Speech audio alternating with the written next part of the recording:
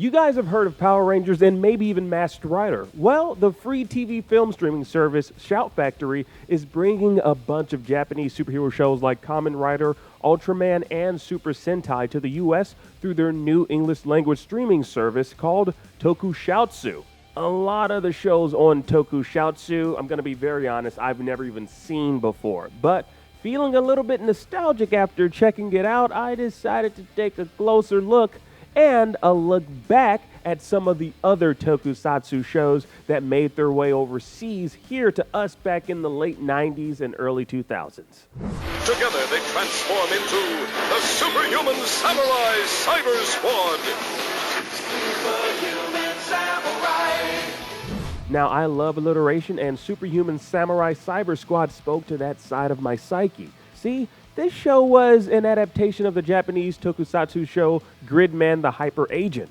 Now, the show starred Matthew Lawrence as Servo, where along with Team Samurai, he'd venture into the digital world to defeat viruses. Yes, this show was like a Digimon in tokusatsu form, minus, the cute little digital monsters, of course.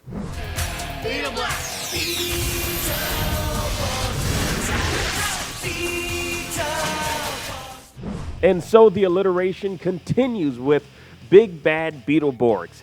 Big Bad Beetleborgs leaned more on this side of comedy with B-grade versions of Frankenstein, the Mummy, Dracula, the Wolfman, and other Universal monster copies that occupy the haunted Hillhurst Mansion.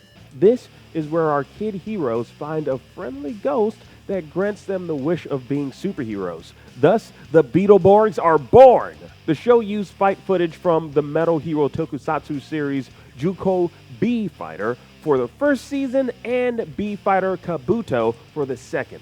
I just remember it being so off because when they became heroes, it was as if these little kids had a sudden growth spurt. Yeah, that's kind of weird, but you know what? It was good and funny.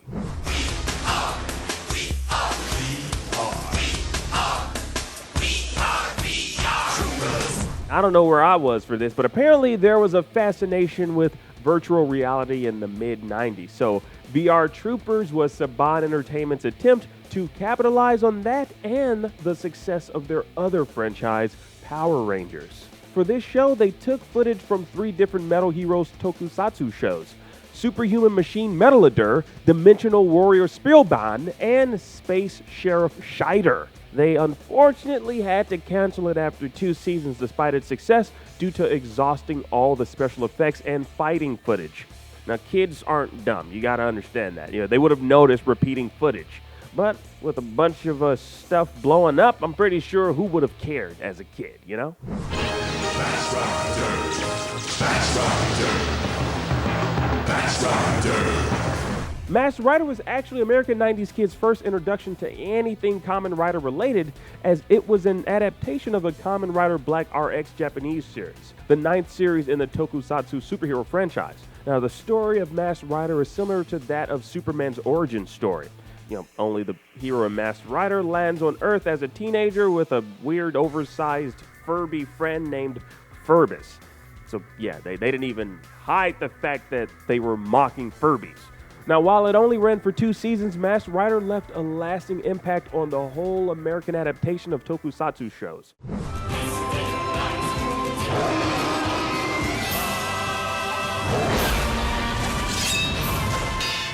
An honorable mention has to go to Mystic Knights of Tir Na Nog.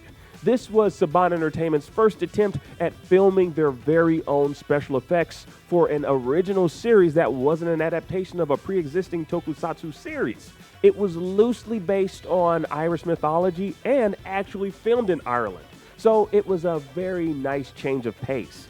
Like Game of Thrones light, you might even call it. Maybe not. So that was a little throwback to some of the Japanese tokusatsu shows that made their way over here to America, adapted for a US audience. Now, I definitely recommend checking out Tokushoutsu if you're feeling nostalgic for any of the older classic tokusatsu programs. Curious to know if you guys remember any of these shows. Which were your favorites? Sound off down below. And for all your streaming recommendations while we're cooped up indoors, keep it right here on IGN.